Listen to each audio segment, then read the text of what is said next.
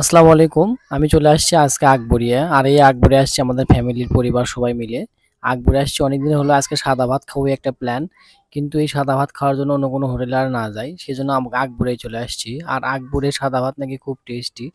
আর এই আকবরেই কিন্তু রাত 11টার পরে গরিব দুঃখীদের খাওয়ানো হয়। এই সেই আকবরিয়া, বগুড়ার খুব নামকরা বিখ্যাত। আর আকবরী হোটেল চেনে না বগুড়ায় এমন লোক পাওয়া খুবই কঠিন, কারণ আকবরী হোটেলে একদম থানার সাথে। আকবরীতে কিন্তু সাদা ভাতের পাশাপাশি নানা রকম আইটেম পাওয়া যায়, বিশেষ করে নাস্তা। আর আকবরী সিঙ্গারা খাইতে গেলে অনেক মজা লাগে। আমরা তৃতীয় তলায় চলে যাচ্ছি। তৃতীয় তলায় সে সাদা ভাত, আর তৃতীয় তলায় একদম নিরিবিলি।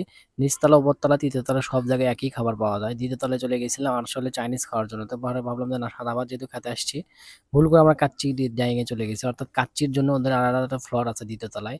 তো কাচ্চি খাবো না, ভাবলাম যে সাদা ভাতই যেহেতু মনস্তাপ করে আসছি। তবে কাচ্চির গন্ধের যেন কাচ্চির মানে রুমে টেনে নিয়ে গেল। তো আমরা সবাই বসে পড়ছিলাম। তো পরে ভাবলাম যে না, যেহেতু সবাই ভাত খেতে যাচ্ছে, আমার কাচ্চির গন্ধ শুনে মনে হচ্ছে কাচ্চিই খেয়ে নিই। তো পরে ভাবলাম যে না, তো এটা আসলে এসি রুম, আপনার দ্বিতীয় তলায় ফুল এসি। তো ভাবলাম যে যেহেতু আকবরেতে চলে আসছি, তাহলে একটু ভিডিও করি, ছবি-টবি তুলি। তো সেজন্য আমরা সবাই ছবি তোলার জন্য সবাই প্রস্তুত।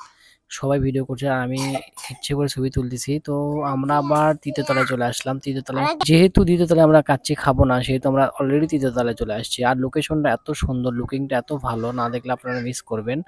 আসলে খুবই সুন্দর একটা পরিবেশ। এত সুন্দর পরিবেশ এর আগে কখনো আপনারা বগুড়ায় দেখেছেন কিনা? আসলে বিভিন্ন চাইনিজ হোটেল, রেস্টুরেন্ট আছে, অনেক সুন্দর হতে পারে। বাট আকবরের আসলে সবার মানে ব্যবহার একদম অমায়িক, একদম নরমাল। সবাই একদম মানে খাঁটি মানুষ বলা যায়। তো যাই হোক, সবাইকে ভালো লাগতেছে। তো পরে সবাই ভাত খাওয়ার জন্য রেডি। এইদিকে কাচ্চির গন্ধে আমরা অস্থির হয়ে গেলাম। কাচ্চি আসলে খুবই ভালো। কাচ্চির প্রাইসটাও আছে, আমি প্রাইস লিস্টটা দিয়ে দিব অলরেডি। প্রাইস লিস্ট পাবেন। তো অলরেডি আমরা আসছি, তো ভাবলাম আসছি যেহেতু ছবি তুলবো না, তাই কি করে। আর এখানে চুই ঝালও পাওয়া যায়। চুই ঝালের জন্য আর আপনাদের সেই চট্টগ্রামে যেতে হবে না, চট্টগ্রাম আর সিলেটে চলে যেতে হবে না। আমরা অলরেডি বসে পড়ছি। তো একটু পরে আমাদের কাছে চলে আসবে খাবার। আমি এদিকে অর্ডার দেওয়ার জন্য চলে গেছি। এখানে অর্ডার দেওয়ার জন্য ওরা অলরেডি চলে আসছে। আমার ভাগ্নি, এই দেখেন কাচ্চি চলে আসছে। কিন্তু কাচ্চি আমরা খাবো না, আমরা নিয়ত করছি ভাত খাবো। তো ২ টা প্লেট কাচ্চি চলে আসে। কাচ্চিটা খুবই টেস্ট। ২৮০ টাকা করে নিছে কাচ্চি। প্লেট ২ পিস মাংস আর হলো আপনার ২ টা বড়, বড় আলু, যা হয় আরকি। কাচ্চিটার সেন্টটা এত ভালো, মনে হচ্ছে খেয়ে নিই। কিন্তু কি করব, সাদা ভাত খাওয়ার জন্য আসছি। আর ২ প্লেট কাচ্চি কিন্তু সবাই মিলে বেটে চুরে খাওয়া যায়। আপনারা যারা কাচ্চি খেতে ইচ্ছে করেন, আসলে এইসব খাবার সবাই মিলে খাওয়ার একটা মজাই আলাদা। বেশি খাইলে তো মনে করেন যে আপনার কি মনে হবে, আসলে টেস্ট পাবেন না। সবাই মিলে পেটে চলে খাওয়ার পরেও খাবার বেঁচে গেছে আসলে। আর এদিকে সাদা ভাত খাওয়ার জন্য আমরা অলরেডি চলে আসছি। সাদা ভাতের জন্য অর্ডার করছি সাদা ভাত, ডাল, সবজি আর হলো আপনার কালো ভুনা। কিন্তু কালো ভুনা ওই সময় শেষ হয়ে গেছিল। আসলে আসছিলাম অনেক রাতে। তো বেসিং এ আসছি, হাত ধুলাম। বেসিংটাও খুবই ভালো। সবকিছুই ভালো। তো যে আসছি, খাওয়ার আগে হাত দিতে হয়। তো আমি ওইদিকে খাবার ওদেরকে খাওয়ায়া আমি চলে আসছি হচ্ছে আপনার বেসিং এ হাত ধোয়ার জন্য। তো ভাবলাম আপনাদেরকে বেসিং এটাও দেখাই। খুবই পরিষ্কার পরিচ্ছন্ন পরিবেশ, নিরিবিলি পরিবেশ এবং ভালো। এখানে আমার ওয়াইফ, ভাগ্নি, আসলে নিজের পরিবারদের সাথে খাওয়ার মজাই আলাদা। আসলে বন্ধু-বান্ধব, হ্যাঁ ঠিক আছে, কিন্তু নিজের পরিবারদের সাথে খাইলে সম্পর্কটা আরো ঘনিষ্ঠ হয়। আসলে টাকা পয়সার বেশি মানে টাকা পয়সার ব্যাপার না। এখানে আমাদের কাছে চলে আসছে। মানে খাওয়ার পরে দেখেন বিল ৳৫৬০ হয়েছে ২ প্লেট সাদা ভাত খাইছিলাম। ৳৩৬০ আসছে। এখানে শুধু সবকিছু আছে। খাবার শেষে আপনি ধনে জর্দা খাবেন না, তা কি করে হয়? ধনে জর্দা যারা ভালো খেতে পারেন তারা কিন্তু এখানে ফ্রি।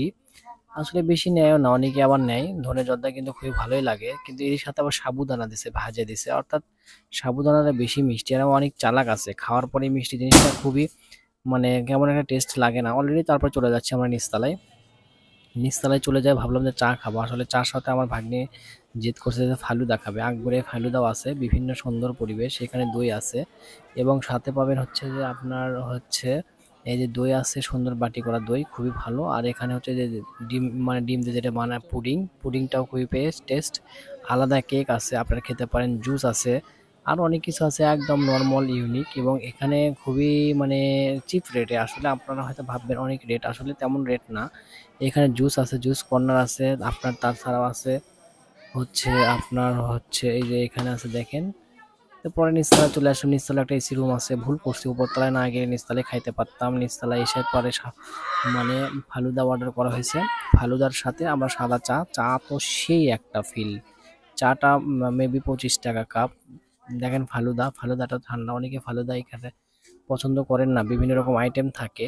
খুবই ঠান্ডা। আসলে সবকিছু বিরিয়ানি, সাদা ভাত খাওয়ার পরে আসলে অতটাও রুচি হয় না।